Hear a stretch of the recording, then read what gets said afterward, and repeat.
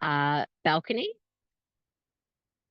We've got a lot of people with balconies and a few with small sort of gardens, townhouse gardens, and so on and so forth. So I'm just going to minimize the chat now so it's not in the way, and we'll come back to it soon.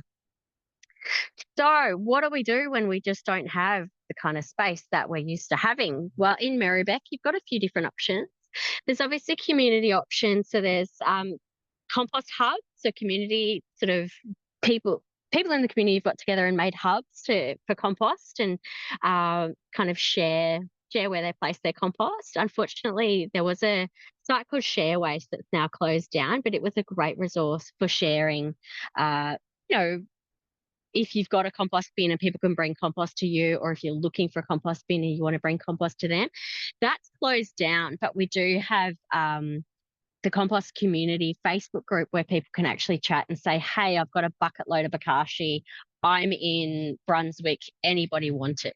So there are lots of ways that you can connect with your community for that sort of thing. There's also community gardens. They're another great option as well. So if you are really limited, particularly, the person with that west facing really hot balcony, there are ways that you can grow food and compost there. But if you're just finding that it is so limiting, you can explore those community options as well. Depending on whether you're in an apartment that has, say, a FOGO bin service or a block of units that might have a shared FOGO service, there's obviously that option. And then home composting, which of course is what we're going to be focusing on tonight. So how do you do it? How do you do it in a small space? Well, generally, to compost in a small space, you're going to be composting with a small footprint because you just don't have that huge yard that you can work with. And you don't need to go out and spend a heap of money. Some examples here, you can see at the bottom here, a poly pipe, so just a pipe tube straight into the soil. They're great for pet poo too, by the way, but straight down into the soil. You can use that in a container bed as well, and you can pop your food scraps straight down into there. If you drill holes in it, like in this flower pot here, drill holes all down the side, that allows worms to come and go, nutrients to move, and so on and so forth. So you can just basically put together something from stuff you've already got laying around the house. You don't need to go out and buy something. So today what I'll do is teach you the principles behind composting so that you can work out, is it easier to go and buy an off-the-shelf system so I don't have to do anything, or are you a bit handy on the tools and you want to build something? So some of the options. So if you are doing something in a container, one of the benefits is that the composting's happening underground. So it is a little bit more climate resilient in that the soil stays cooler during heat waves than, say, a worm farm above the ground. So there are definitely benefits of the underground type composting. But of course, you might have a large family or a large balcony, and want to actually build sort of a compost type system. And you can see here the photo in the middle is an example of just how you can actually do something that's got quite a large footprint. You could achieve a hot compost in something that's a metre by a metre by a metre here. So lots of great options. And of course, there's all the off-the-shelf systems as well. So some of these options, you might see a lot of schools and kinders have the wheelie bin type systems down in the bottom right-hand corner. There's the tiered worm farms, which we'll look at tonight, and some of these in-ground systems. And we'll also look at bokashi. So bokashi was originally designed for high-rise apartments in Japan. So some of the options, and just some more examples of just how that can be achieved. So, for example, if you have just a small, tiny little garden bed or even a raised container bed, you can use any of these in-ground systems and they just bury straight into the soil, and then you fill the soil up to the neck. So I've got some examples here if anyone sort of has the video larger than they have the presentation. Just some examples here. I wanted to give you, I guess, a comparison of size. So I'm just going to hold up. I need to step a little bit away actually from the camera so that you can see the height of these two different systems. So this is a worm buffet, and it's about 45, 50 centimetres high. And this is part of an enso pet.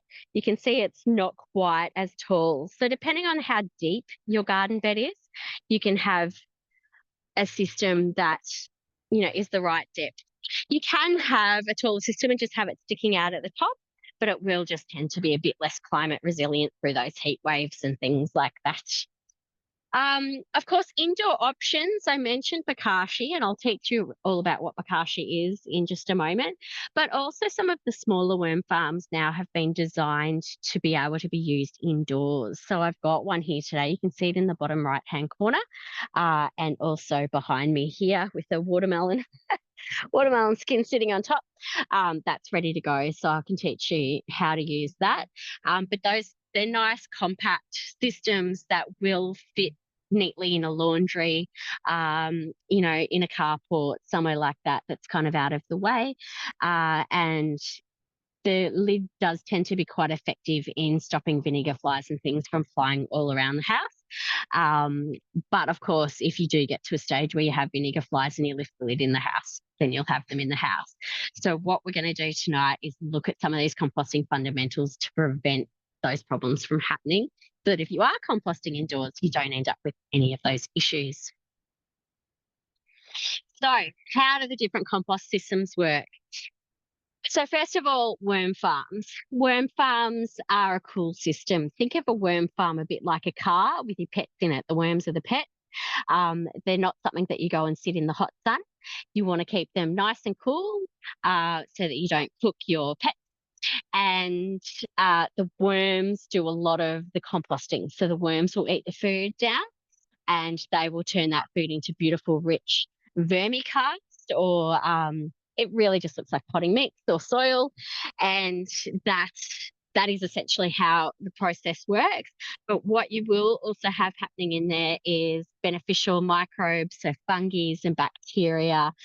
Other bugs will move in as well. So you'll have a whole cornucopia of amazing life going on in there that's all contributing to breaking that food down. So that system's best for your fruit and veggie scraps. Our next kind of system, so sorry, I should just mention the one that I've shown there with the cheeky worm sticking out. That's a tiered system. So that's one that sits above the ground, whether it sits in your laundry, in the carport, in the garden, wherever.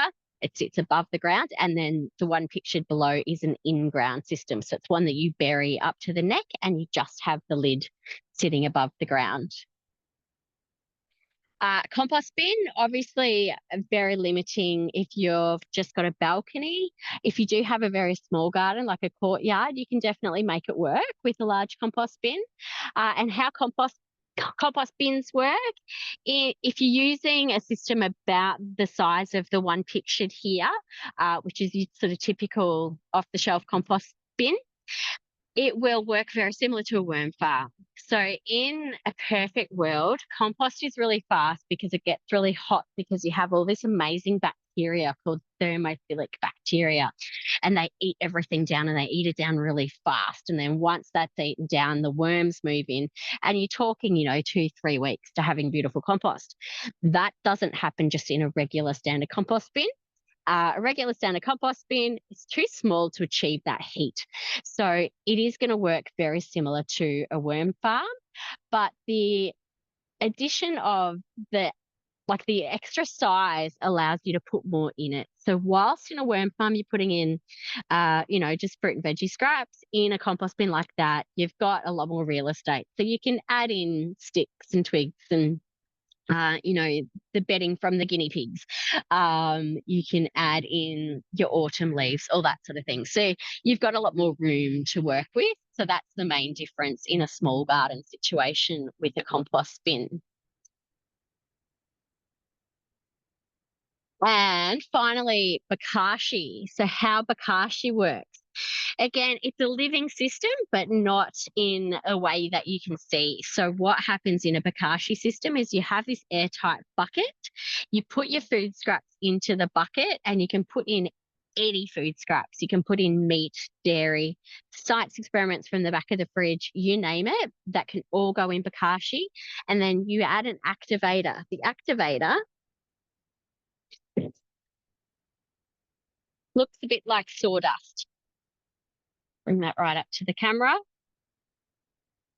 So what the activator is, it fermented molasses. It gets fermented down into a beautiful fermenty juice that smells a lot like kind of kombucha or apple cider vinegar. So they often add apples and things like that to really speed it along. Then that gets mixed through either a sawdust or a rice husk or just something that's very carbon rich. It gets fermented some more and then dried out and sits in a dormant state. So once you get this sawdusty kind of mix, it's very similar to your sachets of yeast that are in the cupboard. So it's sitting there in a dormant state, and once you add it to moisture, it comes alive again, like sea monkeys. So basically, in this bin, you're putting meat and dairy and all those almost impossible to compost things. You're adding this bokashi mix, which then starts this amazing fermentation process, and it pickles all your food waste. Once all that food waste in that bucket is pickled, which takes about 2 weeks, you can then bury the content. So all that organic matter that's now pickled, you can then either pop into a compost bin or dig a hole in the garden and tip it in.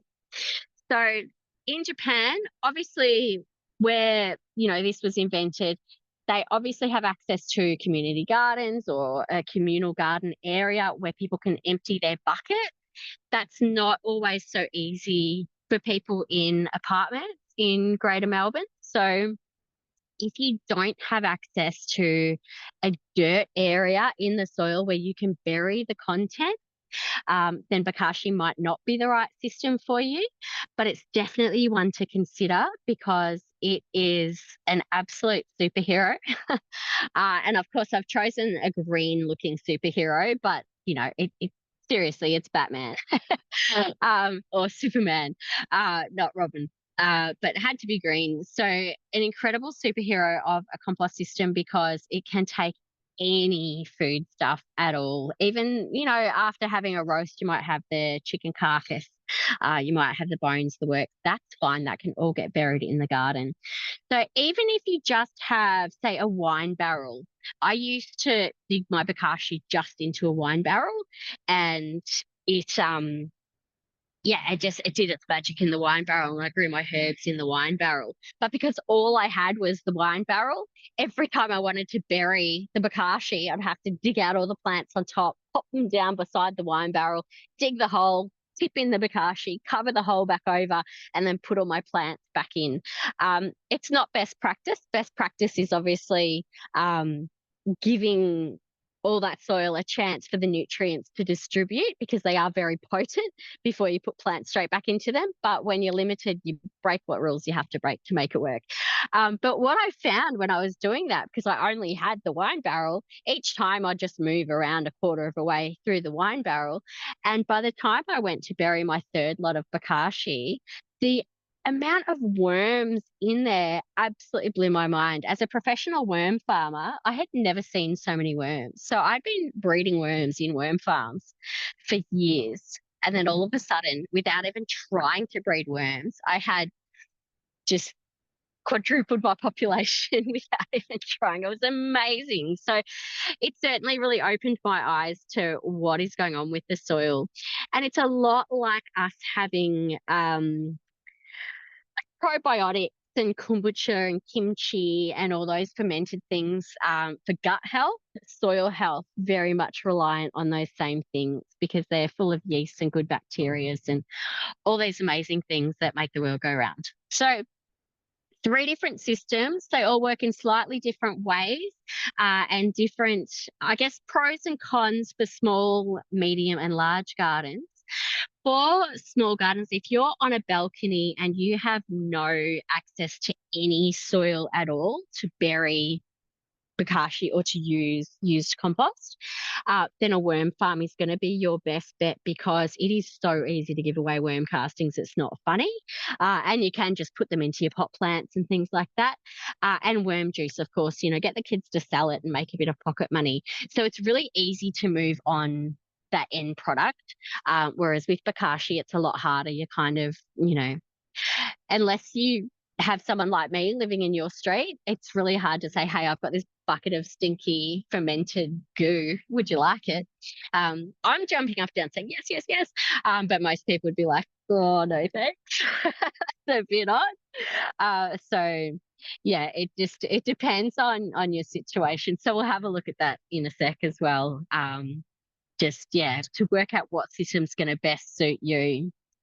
So it's really, when you're in a small garden situation, I'd be looking at the inputs and the outputs. So the inputs is, what are your main food scraps? If you eat a lot of curries and roasts and like cooked foods like meat and rices and pastas and things like that, then a bokashi is obviously going to be your best friend, because that's the kind of scraps that you're going to have.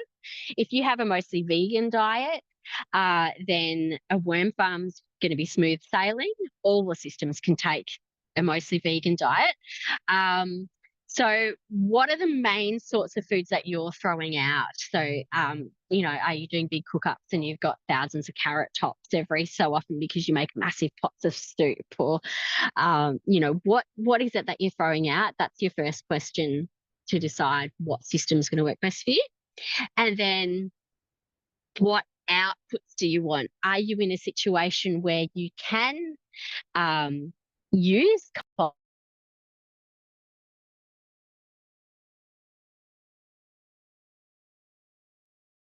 Sorry.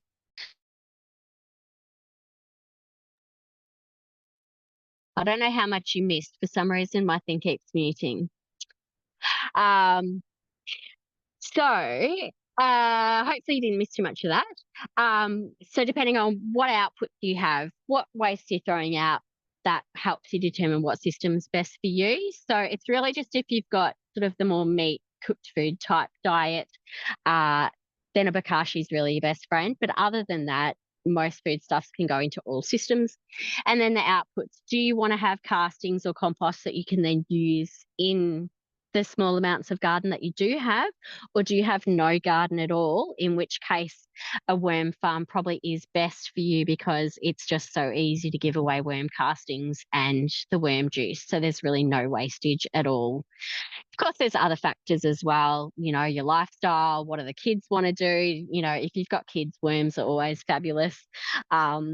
Do you want to do maintenance or no maintenance? If you want to have minimal maintenance, a system that's dug into the soil or into a raised garden bed so that you don't have to empty it, that's obviously a really good consideration.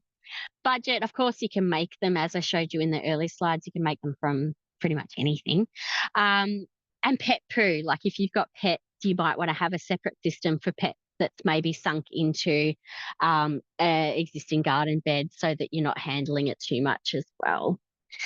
So there's some of the considerations if you're just not sure what system might work for you.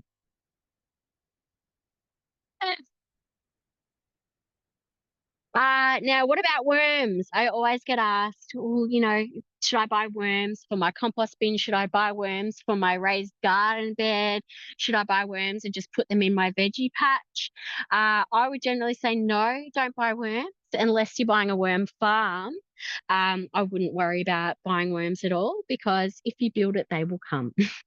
So once you have an active veggie patch or a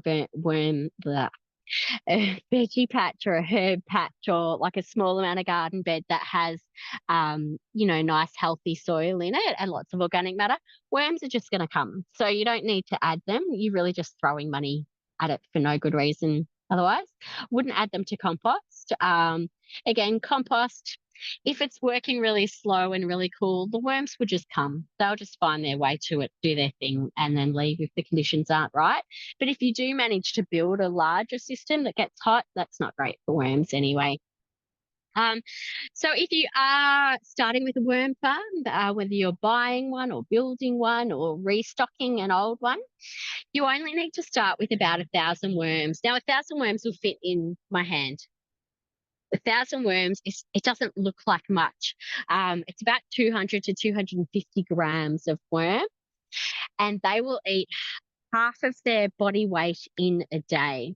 So if you're starting with a cup of worms and you only need to feed them like half a cup a day or a quarter of a cup a day, like quarter of a cup a day, until their population grows. Because if you overfeed them too much too early, the food will actually rot and go a bit rancid, and the worms won't thrive. So you want to build them up really slowly. You can see in this picture here, right under my fingernail there, that tiny little sort of white squiggle, that's actually a baby worm. So what will happen within about 2 months of starting with your 1,000 worms, you should have 2,000 worms. And 2 months later, that 2,000 will become 4,000, which will become 8,000, which will become 16,000. So the growth is exponential. You're not just getting an extra 1,000 worms every couple of months, it's doubling every couple of months. So before you know it, you'll be able to feed it kilos and kilos and kilos. So, given the price of worms, I wouldn't recommend starting with more than 1,000 unless you've got a really big worm farm. Just start slowly and just build them up without overfeeding them too much at all. Do we have any questions before I get stuck into the composting fundamentals just on systems, choosing systems and worm? Just scrolling through questions. Can the bokashi live on a balcony that gets sun, and does it attract ants, bugs? That's an excellent question. So bokashi, think of bokashi a bit like proving bread or making your own yogurt. A little bit of just nice, gentle warmth is amazing because that obviously speeds up all those microbes. But the second you sit it in the hot sun, like you can imagine putting a pot of yogurt on the dash of the car and coming back 2 hours later, it's going to be pretty rancid. So it's about giving it just that nice access to warmth without kind of the hot sun. So I'd be inclined to pop it inside if the balcony's getting direct sunlight. And does it attract ants, bugs? Generally, no, because it's a really well sealed unit. But saying that, when it's really dry, ants will just find their way into anything. So, yeah, it generally flying bugs and things like that. Like I've had bokashis inside and outside. One of my outside ones did once get bugs inside it. They somehow moved in. They got in under the lid and moved in. But inside, I've never had an issue. And another question: worm farm has white grubs in it. Is this a bad thing or a sign that something's off?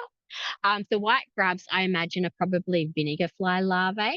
So we'll talk about some of the troubleshooting in a little while, but just you'll hear me referring to vinegar flies anyway, so I'll quickly cover this now. So vinegar flies, they're amazing little composters. They're those flies that come into the kitchen when you've got an overripe tomato on the bench and they start floating around in front of your face. And they're great composters, and they're a little bit annoying when there's one or two of them. When there's 1,000 of them or 10,000 of them or 100,000 of them, they're more than just annoying. So yes, they're breaking things down, but they're also, this cloud of bugs in your face.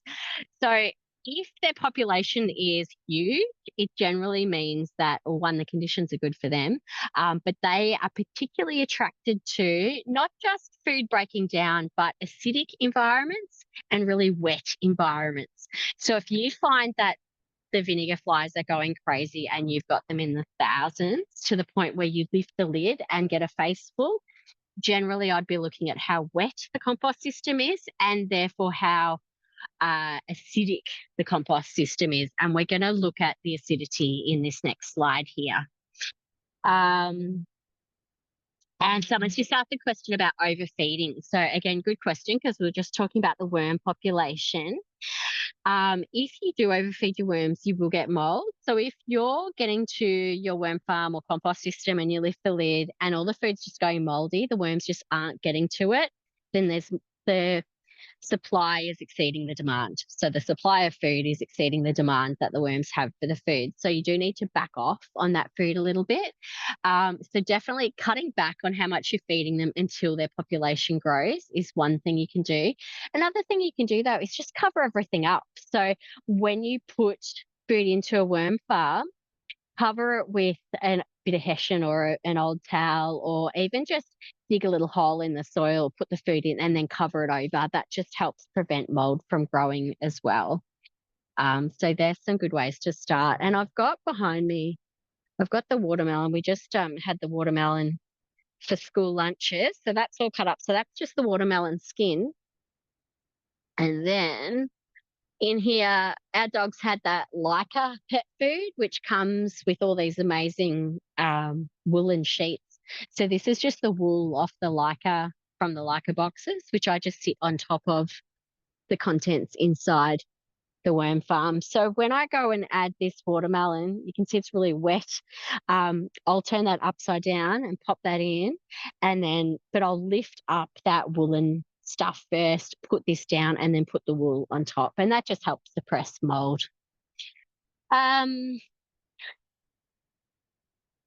Someone's asked if they can give bread to worms. I would, if you've got a lot of bread that you're throwing out, I'd probably more likely use it in bokashi. So worms don't love the really starchy foods like breads and things like that, and processed foods. They more kind of just love their nice wet fruit and veg.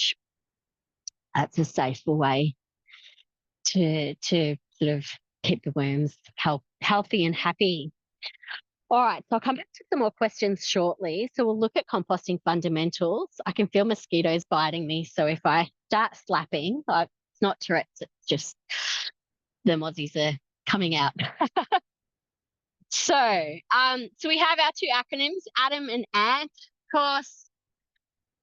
So what they stand for, ADAM, aliveness. So all of these systems that I've shown you tonight are a living system. So worm farms have worms in them, but they also have bacterias and fungi and yeasts and all sorts of things in them as well. Compost has all of those things in it and more. And bokashi has all the beautiful microbes, so all the microscopic little beauties, about 88 of them, I think, to be precise, that are doing all that beautiful processing of organic waste. So they're all living systems and we need to treat them as such. Obviously, safety, don't just stick your hands in where you can't see them because you might get spiders and things like that. But also, don't go and put in an ant bomb or spray fly spray or something like that because you've got lots of little vinegar flies. Keep in mind that they're a living system and just look at ways to, I guess, tweak their ecosystem to keep them healthy and happy. D stands for diversity, and that's our diversity of ingredients. So we're going to look at, in fact, one of the next slides kind of breaks down the browns and the greens, the food. So we break our foods that we feed our compost systems into two categories, and that's either brown and green. Sometimes it's known as carbon-rich and nitrogen-rich, or sometimes it's just known as your dry ingredients and your wet ingredients. So just think your green is like your food stuff, your wet foods, not always green. Watermelon is green. And then your dry or your brown or your carbon-rich ingredients tend to be things like newspaper, sawdust, what else? Horse poo sort of is a bit of both categories. Paper, cardboard's probably my favourite one, corrugated cardboard, because the worms absolutely love it. So you want both in most systems. Bokashi is the exception. Bokashi, just go wet all the way. Don't worry about adding any of your browns because it's your bokashi brand that's doing all the extra work for you. But in both compost and worm farms, you want to be adding both wet and dry ingredients to make it work. If you're just adding wet ingredients, it's going to be a sloppy, disgusting mess. And if you're just adding dry ingredients, nothing's really going to happen. So getting that diversity in there and mixing it around as much as you can is going to serve you well. Air, of course. So both compost bin and a worm farm require air. uh, oxygen. So getting in there, I've got my aerator here. Getting in there with, like in a worm farm, I just get in with my fingers and kind of fluff it up every now and again because things get quite compacted as they get wet. And in an in-ground system like the worm buffet, so like the tower, so like a tower like this, you can get in with a corkscrew type attachment, and also in a compost bin, you'd use something like that as well. I'll just set that in there. So air basically promotes all the bacteria that you want in there. If you don't have enough air in there, you'll start to get that sulfur smelling, methane type smelling uh, off gas. And that's because it's a whole different group of bacteria that will move in because the conditions are better suited to them and not the air loving or aerobic bacteria. So keeping that nice and aerated is really good. A bokashi system, on the other hand, and here's close up of the bucket. So a bokashi system, you don't have to worry about air because it operates a bit differently. It's more like you're pickling stuff. So yeah, having all liquids in there and everything compacted works really well. Moisture is really important. In fact, I'm going to put on my glove if I can find it, just because I don't want to leave the presentation to run off to wash my hands. Um, but you want your systems to be moist enough. I guess think of it like a garden bed. If you're trying to grow stuff in a garden bed and it's quite dry and crumbly, it's really hard for the roots to be getting those nutrients. The soil's not holding the moisture, all that sort of thing. So you need that moisture in there. On the other hand, if it's too wet, you lose all your air pockets and all those air pockets squish out and you end up with a really anaerobic environment where you do get all those nasty off gases and stinky sulfur and stuff like that. So how do you know how much moisture is the right amount of moisture? Well, I'll grab a handful.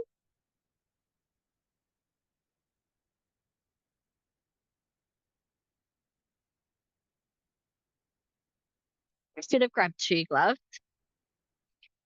but what I've done here is I've just squeezed this into a ball. Actually, I'll just change how I'm holding it.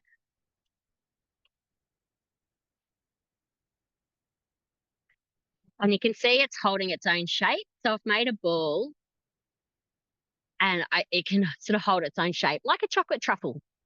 That's what you're kind of going for in a compost bin or a worm farm.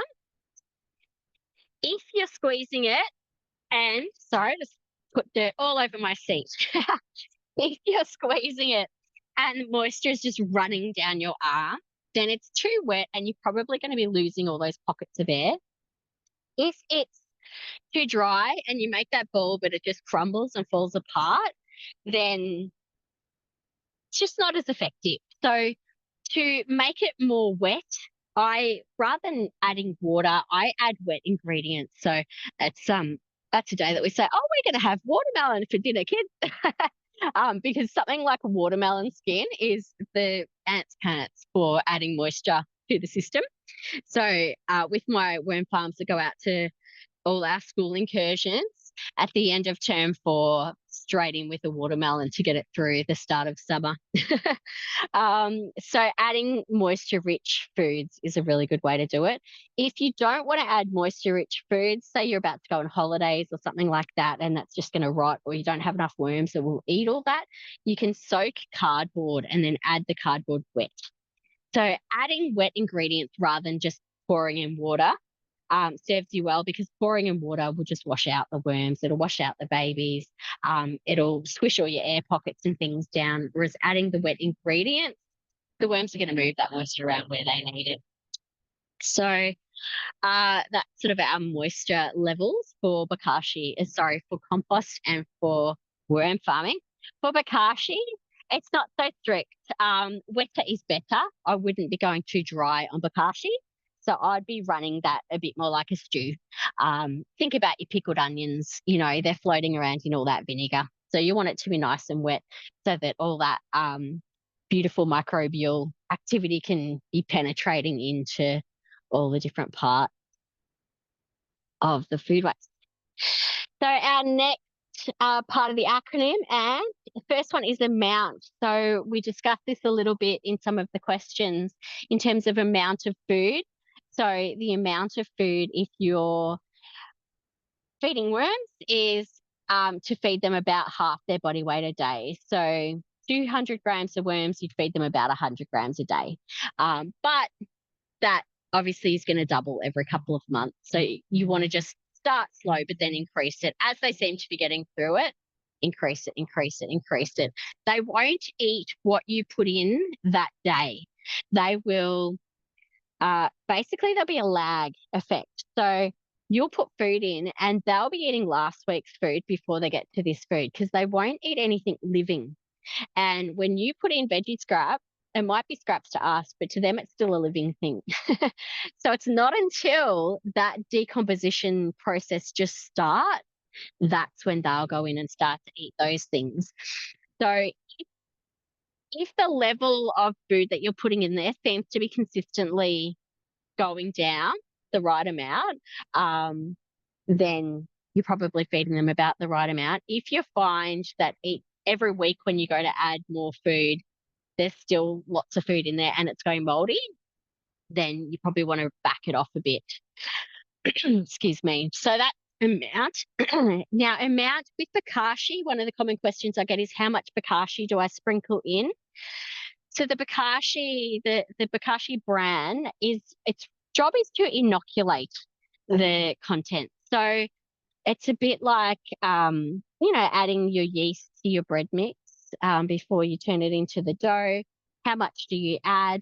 Well, if you're trying to ferment, say, raw meat and stuff like that, you're going to need more because you want the microbial activity to be pretty quick because you don't want that meat to get a chance to rot. Whereas if you're fermenting, say, vegetable scraps, they can start breaking down without causing too many problems, and then that process will happen really quickly as they start to ferment, and it's not a really big deal. So in terms of how much bokashi to use, for every, say, 2 inches or so of food scraps that you put into a bokashi bin, I'd do a light sprinkling of bokashi grain, a bit like you're dusting the top of a cake with icing sugar. If for some reason you had meat that had gone off in the fridge, hadn't been cooked yet, and you do need to hit it pretty hard pretty quickly, I'd probably be looking at putting in at least double the amount just to get that happening a lot quicker, so that you don't end up with issues. The next is neutrality.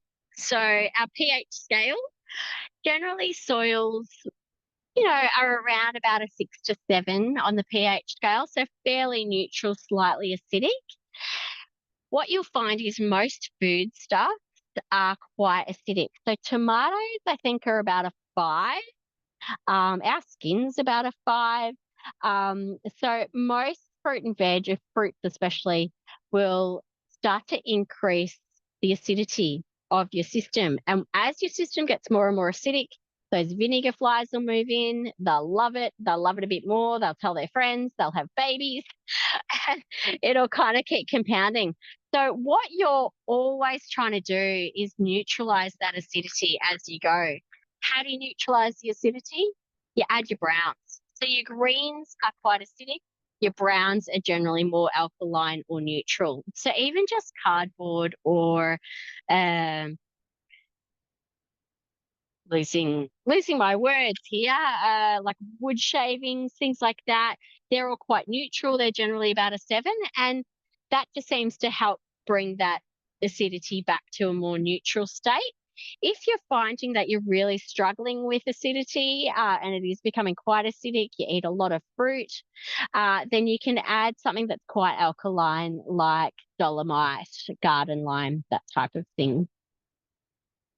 So you're always aiming for fairly neutral. Bokashi, on the other hand, I wouldn't be too fussed about the acidity of that because the whole process is quite an acidic process. You think about apple cider vinegar is usually a result of fermenting things. So you're going to be getting something that smells kind of apple cider vinegary. It is a lot more acidic. Once you put that in the soil, it's actually then that the magic happens. So in the bucket, it'll be quite acidic. Don't stress about that. In the soil, suddenly all these microbes become food for mycorrhizal fungi, and everything starts moving in and doing its thing, and that will settle itself out in the soil and find its happy medium. So aiming for fairly neutral, except for bokashi. Now, temperature, as I mentioned, worm farm is a little bit like a car. You don't want to be cooking your worms by sitting them in the hot sun. So the person with the west-facing balcony, I think you'd probably really struggle to have a worm farm out there. Even if you did get some really good shading in place, you'd probably find it still gets too hot for a worm farm. But you could potentially do the worm farm inside, or if you've got a carport or something like that attached to your apartment block as well, that might be a better option. And just growing, your olive tree and your rosemary and all those beautiful Mediterranean things on the balcony. Too cold, of course. Cold slows everything down. So during winter, you'll find your systems all operate a lot more slowly. And bokashi, obviously you need the warmth, because like bread rising, you need that, nice warm environment for the bread to rise, to prove. Bokashi needs something similar. If it's cold, it'll happen, but it'll just happen a lot more slowly. Same with worm farming and bokashi. Worms slow down when it's really cold. Bokashi, I meant compost. Worms slow down when it's cold. Yeast growth slows down when it's cold. So all these sorts of things will slow it down. So it's about finding that happy medium. Whatever temperature we're comfortable with is generally a good temperature for worm farms and bokashi. That 18 to 24 is the real sweet spot. But worms are generally pretty happy up into sort of the early 30s. Same as bokashi. Any hotter than that, you might want to do a bit of management. So during heat waves, for example, you could freeze some food scraps and throw them into your worm farm frozen, just to give the worms a bit of relief if that's heating up a bit too much. Any questions on those composting fundamentals? And there was just a question, will an underground composting system be okay for native plants, native garden? Absolutely. So bokashi is probably a little bit too potent to go really close to a lot of natives, but certainly an in-ground worm farm, absolutely fine for your natives. It shouldn't make it too nutrient rich, whereas the bokashi will make it very, very nutrient rich. What else we got here? We've got some containers with the bottoms cut off, dug into the garden. What do we do when they're full? So I suppose what would happen in a perfect world is if you've got these hollow containers or pipes in the garden. In a perfect world, they would break down as fast as you're filling them, so that you never ever have to empty them. But that's not always the case. The world's not perfect. Mother Nature didn't get the memo that was convenient for us. So I'll use the EnsoPet as an example. The EnsoPet doesn't just have to be used for pets. This is good for composting too. So imagine this is in your soil. Your soil's up to here, and it's full. And so this is so annoying. It's full. I need some more space. You know what I'd do? I'd pull it out of that spot, dig another hole, pop it into the next spot, and start filling it. That's really the best thing you can do, other than looking at either adding some worms to it or adding some bokashi to it to speed up the process. And again, finding that sweet spot between your inputs versus your outputs. Because what would be great to achieve would be, if you're putting in a kilo of food every few days, then you're gonna want to have a few kilos of worms in there. But a few kilos of worms is very expensive, so it takes time to build up the population. How do worms go when the temperature drops to around 0? That's a really good question. I'm always worrying about how worms go with the temperature being too hot. To be honest, when it's really cold, they just do nothing. So when we go out to schools and kinders, particularly in winter, and we hand around worms to the kids, When we first hand the worms around, the kids are like, they're dead, they're not moving. They're sort of almost in a, I won't say hibernation, like a turbidity sort of state. But then as they get the warmth from the kids' hands, they start to wriggle and start to wriggle. So you'll find in when it is really cold like that, they won't really be eating, they won't really be moving, they're not doing a great deal at all. They're not overly effective. So you will find it that definitely slows down a lot in winter. And I'm just going to see how we're going for time. All right, we are slowly getting towards the end. So a few useful additives. So we talked about the fundamentals and how to keep it healthy, and you just want to tweak those greens and browns or those wet and dry ingredients to make sure it's not too wet, not too dry. Because if you're getting the moisture right, generally that self-regulates the pH, it self-regulates everything. But some useful additives. Comfrey can really speed it up. That's a picture of comfrey on the side there. It looks a lot like sage. Lime and dolomite I mentioned, but if you don't have lime or dolomite, just some ash from, the wood fire or something like that can be a nice way to add a bit of, bring back a bit of neutrality to a quite acidic system. Blood and bone is probably on the acidic side, but is a great way to speed up a slow system. So coming out of winter when they have been really slow and you want to speed them up, you can give them a little splash of blood and bone or dynamic lifter or something like that, or livestock poo. And that just gives them a bit of a boost, that extra protein, and that will help the population really bolster up again. And then cardboard, using cardboard wet if your system's too dry, and using cardboard dry if your system's too wet is a really safe way to regulate your moisture. It's definitely my preferred way.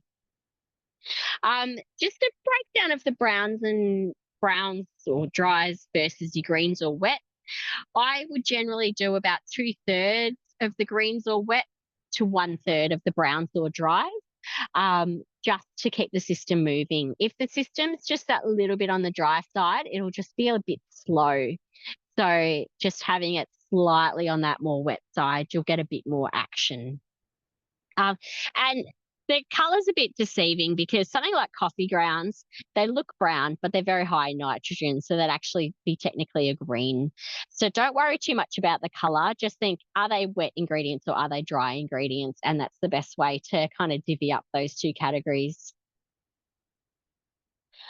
In terms of maintaining them, I pretty much covered this off before. We want to keep the air in there. So with the worm farm, I just get these, little gloves on and just get the fingers through to fluff it up a bit. And in a compost system or in the in-ground system or the compost system, you've got your aerator tools. You can just use a metal stake. You don't need a special tool. Tweaking that moisture with wet or dry cardboard, and that will help regulate your pH. If you can get that maintenance right, so if you can be happy with your aeration, be happy with the moisture content, and be happy with the pH, you're not going to have much troubleshooting to do. The only troubleshooting you probably ever have to do is speed it up. So, just keep the aeration and the moisture right, and the pH should look after itself, and then everything else should be fine. In terms of harvesting, we talked about this in terms of choosing a system as well. So here's an example on the top left of an in-ground type worm farm or compost system in a raised garden bed. Generally, that's kind of set and forget. In a perfect world, the amount of scraps you'd be putting in would be covered off, like it would be getting eaten as fast as you're putting it in, if that makes sense. But saying that, that's quite a small system, so you might have a few. But what you can do with castings is you can just give them away if you can't use them. But if you can use them, obviously use them in your own garden beds. I'll show you in the compost bin behind me. In the worm farm behind me quickly what to do as well. And of course, if you want to drain off the liquids, you can. So you can drain liquids off of an above ground system, whereas you can't from an in-ground system. So in terms of making compost tea, if you've got an in-ground system like the one with the green container on the left, you could just grab a handful of that beautiful rich material from inside there and mix it around in a bucket and then strain it, and that's your compost tea. So you don't have to have an above ground system to create that tea. Now I'm just going to tilt my camera down and across so that you can see my worm farm. Just show you a couple of things. So first of all, I'm just going to pop in the watermelon, dripping wet, face down, because the worms love it face down, and then put this woolen material straight back over the top. Just got some plastic containers in here from passing them around to kids. Now, in a worm farm that's tiered like this, generally you're feeding them from the bottom up. So you start by feeding the bottom trays and you work towards the top trays. So you're always adding to the top tray and taking from the bottom tray. So stealing from the ground floor, adding to the penthouse, stealing from the ground floor, adding to the penthouse. So if we take off the penthouse for a minute, we now have, this is only a 2-tier worm farm. So we have this beautiful tray full of nice, wet, wormy goodness. There is an ant in there, which is strange. They've come in for the moisture. There's still a few worms in there. So what you could do, there's a few techniques which I've got on the website that you can use to separate out and save the worms that are there. But to be honest, the amount of worms in there will be negligible. So you would empty that tray out and then put the penthouse tray in first, and then the empty tray becomes your new penthouse.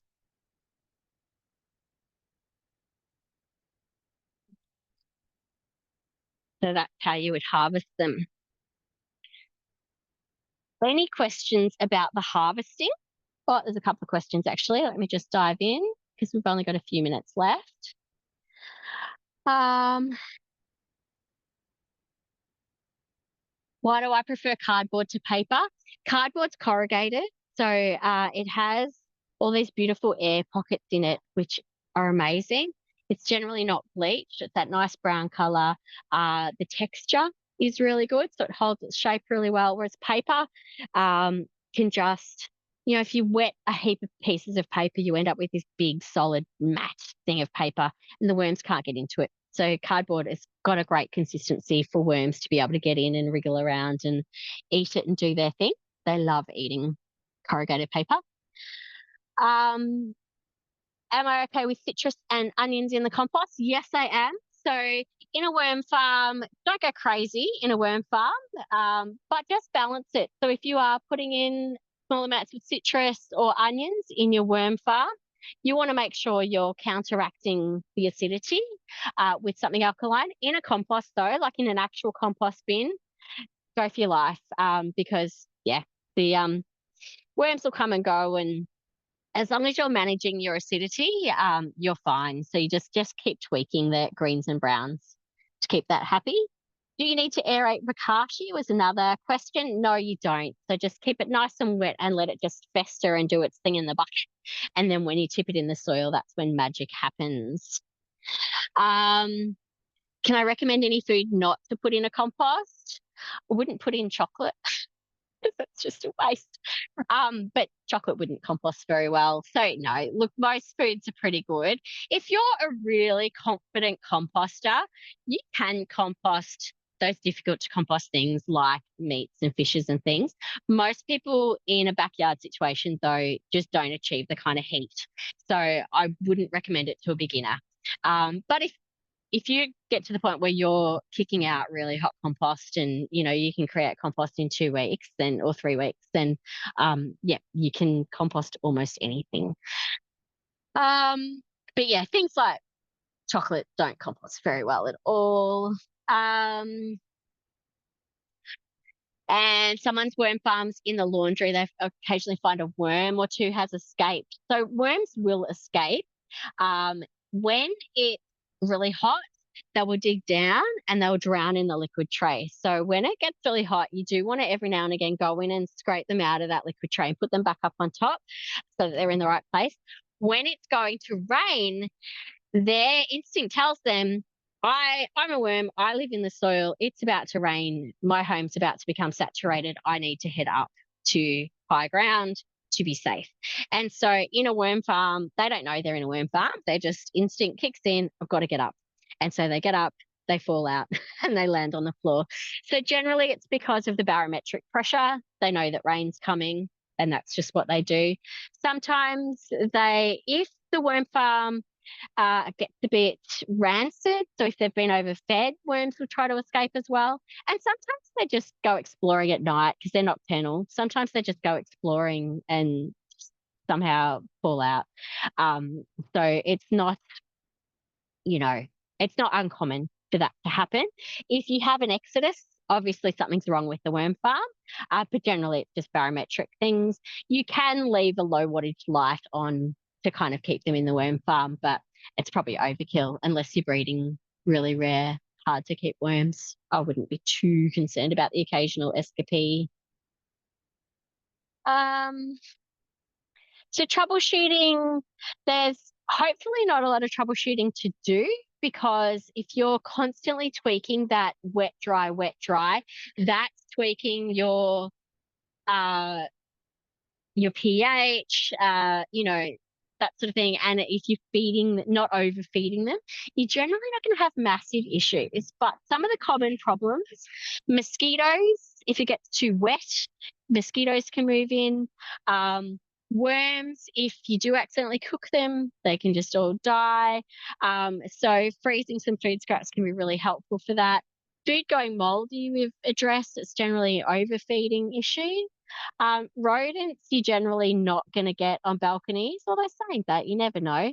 But in small gardens and things, they are generally attracted to kind of breads and cereals and things like that. So if you do have those types of foodstuffs, I would be putting them wet in a bokashi and letting the bokashi do their thing. I wouldn't be trying them in the compost, because it's just far too tempting for a mouse or a rat to go, oh, there's my favorite food. Oh, and this is a nice warm pile of soil that I'm going to build a tunnel in and stay warm over winter.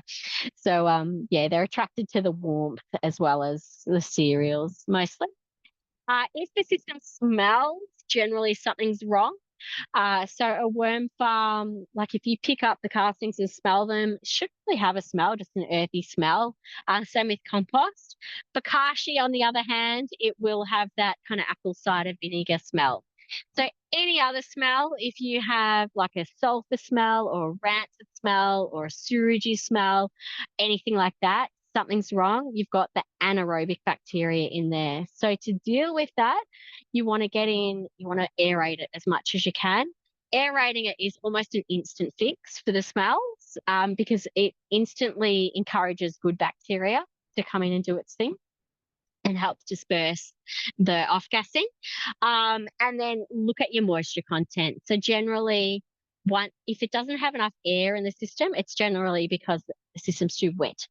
So they always go hand in hand. So look at your moisture and go through Adam: aliveness, diversity, air, moisture, and especially air and moisture. Keep checking your air and moisture, and if you get them right, you'll fix the smells. Vinegar flies certainly don't look a great deal like this fly on the screen here. They're those teeny tiny little things. But as I mentioned earlier, they love wet systems and they love really acidic systems. So, they'll come in for things like tomatoes. They love tomatoes, fruit, tomatoes, apples. Apples are a big producer of the ethylene gas, which is what attracts them.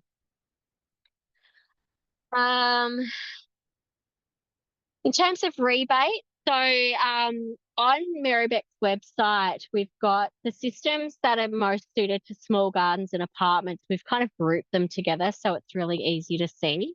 So for some of you that haven't sort of come across Compost Community yet, it's a partnership that we run with Marybeck Council, and Council subsidises the cost of compost systems. So it's compostcommunity.com.au.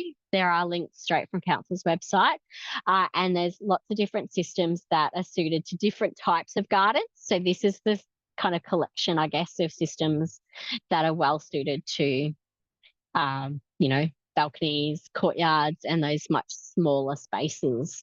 There's also communal composting incentive for body corporates of apartments and things too that you can explore. There's an expression of interest on there.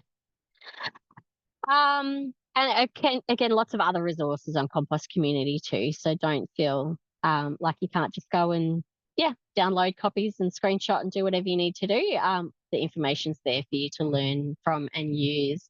And feel free to ask questions there's a Facebook group for Compost Community chat. So people will give lots of great answers and different ideas and things there as well. So have we got time for questions? Yes, we've got 6 minutes. So it was pretty tight. We have taken some questions as we've gone. But yeah, it's time for questions now. Oh, and Lee's just popped up the link. So in the chat, you can click on that link and that'll take you through to Marybeck Compost Bins and Worm Farms webpage that tells you a bit more about it. And you're welcome to unmute yourself as well. You don't just need to use the chat. You're welcome to either hit the space bar and talk or unmute and ask some questions as well.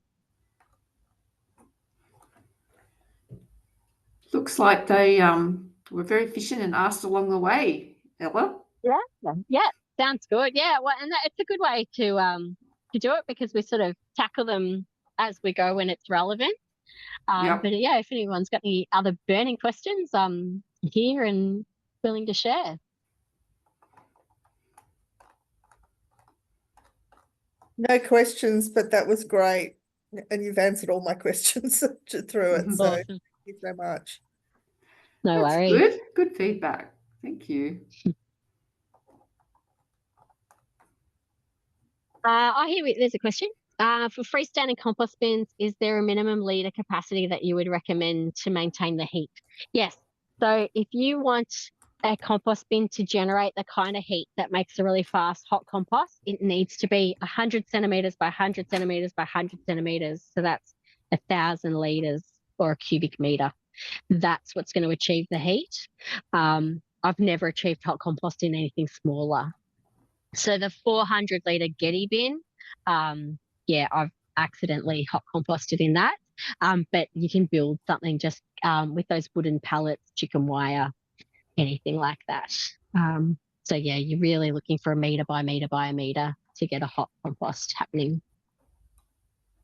Not saying that it doesn't have to be a hot compost. Like it's okay that it's slow.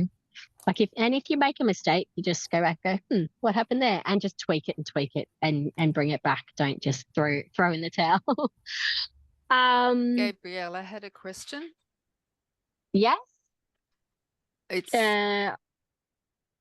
up okay, further. You go, Lee. Oh, up further. Thank you. Sorry. And then I see Susie's got one as well. Gabriella, could you go over the order of trays to feed? Yes. Okay. So the order of trays again. So this worm farm only has 2 trays plus the drainage tray. Most worm farms will have 3 trays. So think of them. Pop this one down for a moment. So these ones sit inside, but you can have ones that just stack on top of one another. So you have the basement, and that's your liquid collector. So think of the basement of an apartment block where the cars are parked, always floods. That's the basement, always floods. Then we have our ground floor, and that's where we first start feeding them. So when you first set up the worm farm, pop in your ground floor.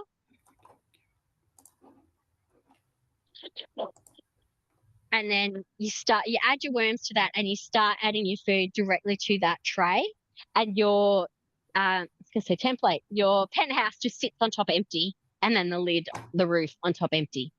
But then once that tray is full and no more can fit in it without the tray above toppling off, that's when you start adding food to the next tray up, and the worms will start to distribute themselves to wherever their favourite foods are. Wherever the avocado is, the worms will go. So they'll they'll be in that tray, but then they'll start to move up to this next tray as you start putting food in this next tray. And then eventually both trays are full. So you would take out that bottom tray, empty it, and it becomes the new top tray. So you always take the bottom tray, empty it, becomes the new top. Does that make sense? Yeah. And we had another question here. For freestanding compost bins, how much sun or not is the best to have in the yard? It doesn't really matter so much for a compost bin. Obviously, you want them to get hot, but generally the heat's generated from the bacteria, so not from the sun. So it doesn't really matter if it's in sun or not. If it's in a really cool, shady place, it'll probably just be a smidge slower. If it's in a really sunny place, it might dry out a bit more. So either is fine. Just keep an eye on your moisture and your air, and you'll be fine. Brilliant. I think that's all the questions. Oh, is your style of worm farm still available? Yes. So this is on the Merribeck website. This particular one is listed under the apartments and small gardens section, and then there's a bigger one as well, which is also fine for small gardens if you've got the space. And for the person on iPad 2, this is being recorded, so you should be able to get a copy of it because someone's had a few connection issues. So Lee, you can tell everyone how they can get a copy of that. Yes, it will be uploaded to the resources section of the My Smart Garden website. So let me pop that link in the chat. It'll take a couple of days, but it will be there.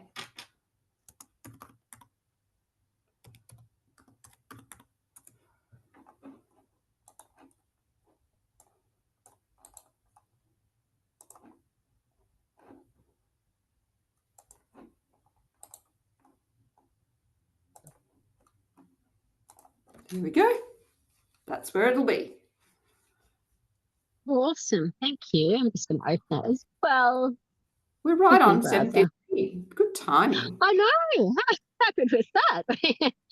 That was a fluke. No. We did well. No, it was well managed. That's what it was. Yeah. I Thank could you go on so about much, this stuff for everyone. hours.